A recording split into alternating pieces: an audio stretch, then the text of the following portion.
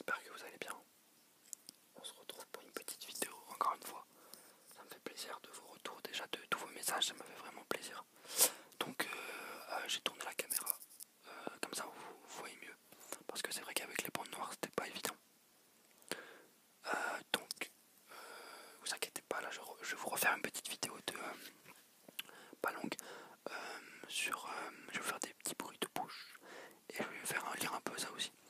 Parce que j'ai le bac là et donc la semaine prochaine je l'aurai terminé, donc vous inquiétez pas, ça va bien se passer. Je vais pouvoir refaire des vidéos tranquillement.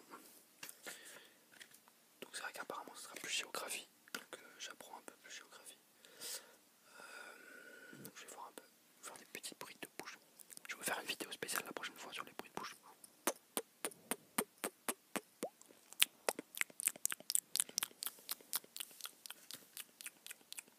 En tout cas c'est cool, j'étais content de voir qu'il y a eu beaucoup de gens quand même qui ont apprécié mon retour. Ça fait vraiment plaisir.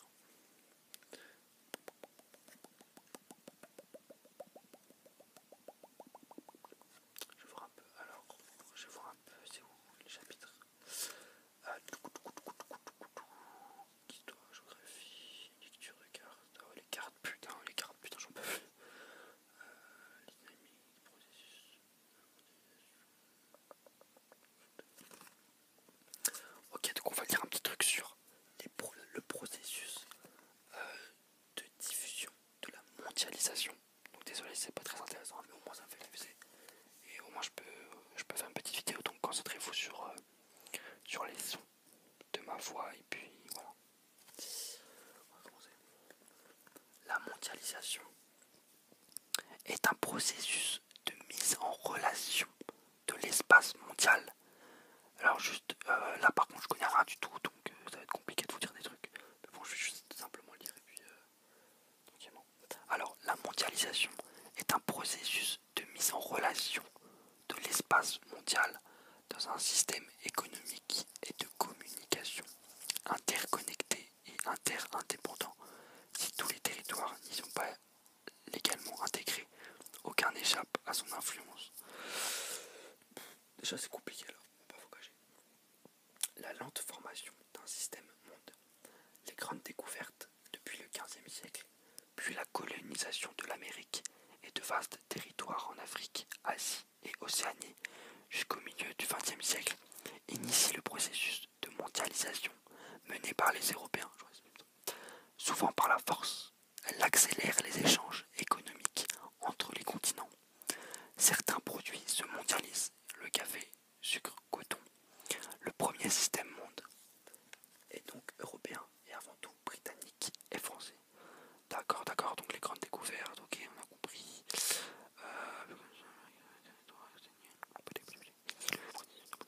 Ok, donc c'est ça qui initie le processus de mondialisation. C'est un peu la colonisation. Ok,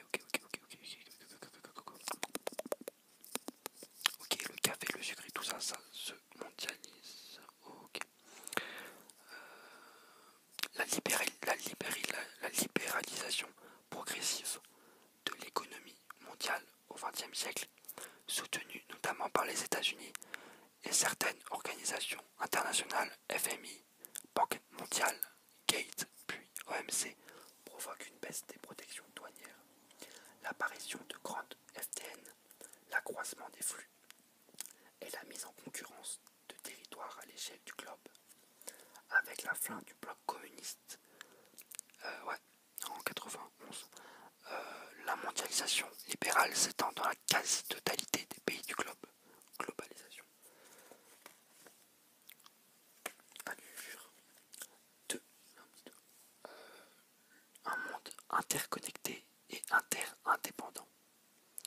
Les progrès réalisés dans les transports terrestres, maritimes puis aériens depuis la première révolution industrielle au XVIe siècle jusqu'à la conteneurisation aujourd'hui permettent une accélération et une massification des échanges commerciaux et des flux migratoires. Dans le même temps, les télécommunications évoluent avec Internet, tout ça, les radios, permettant de communiquer parfois dans le monde, de gérer en temps réel des entreprises délocalisées, de s'informer, d'accroître croître des flux financiers. On parle alors d'un village global. La mise en relation de tout l'espace mondial a généré une nouvelle division internationale du travail.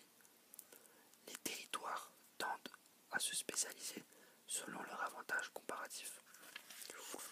Là on a du haut du panier.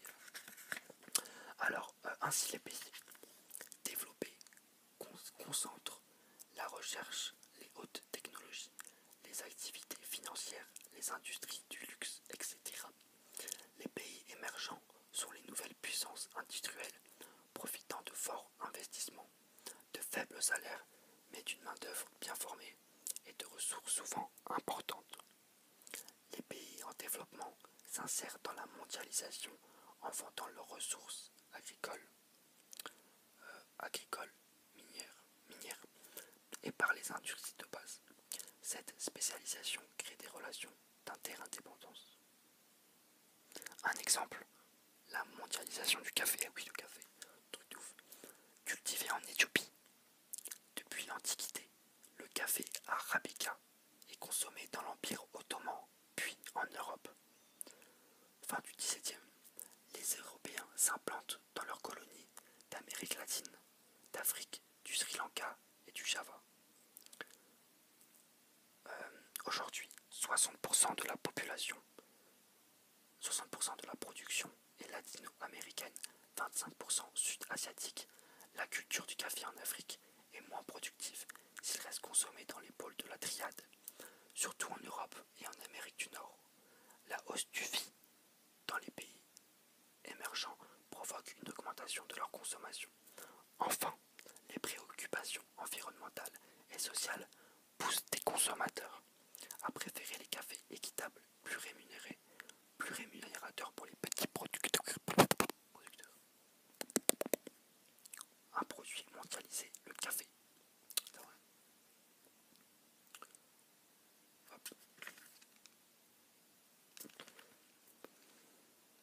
Désolé, c'est pas très intéressant. Normal. Bon, je vais vous lire un petit peu alors les acteurs de la mondialisation économique. Il n'existe pas de gouvernement mondial gérant la mondialisation économique. Celle-ci est mise en œuvre, encadrée et régulée par un ensemble d'acteurs assurant une gouvernance complexe. D'accord, donc il n'y a pas de gouvernement mondial. L'amélioration des transports et l'ouverture des frontières au commerce et aux investissements ont permis un développement international des grandes entreprises, attirées par les matières premières, de nouveaux marchés ou par des conditions de production variées. Les FTN mettent en concurrence les territoires et créent une nouvelle division internationale du travail.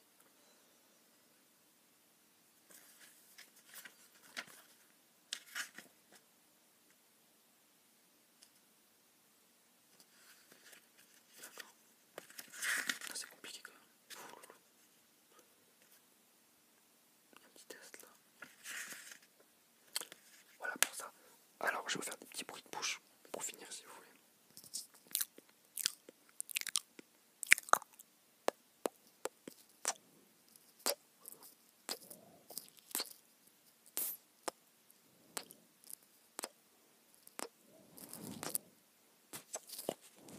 Des petits bisous.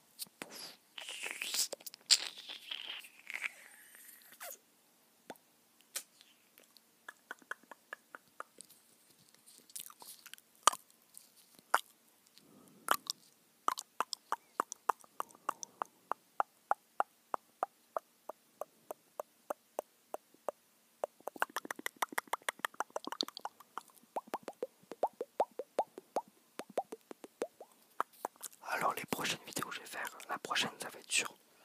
Ça va être là, sûrement la semaine prochaine. Ça va être une vidéo roleplay coiffeur parce que je voulais vraiment la faire depuis longtemps.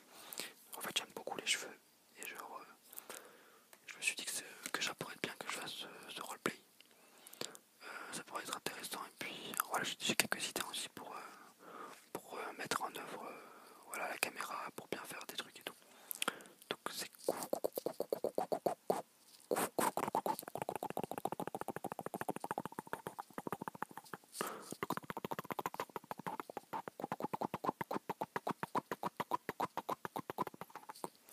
Donc voilà mes amis, j'espère que vous avez bien apprécié cette petite vidéo, tranquillement, sans prétention, tranquille, juste petite vidéo comme ça.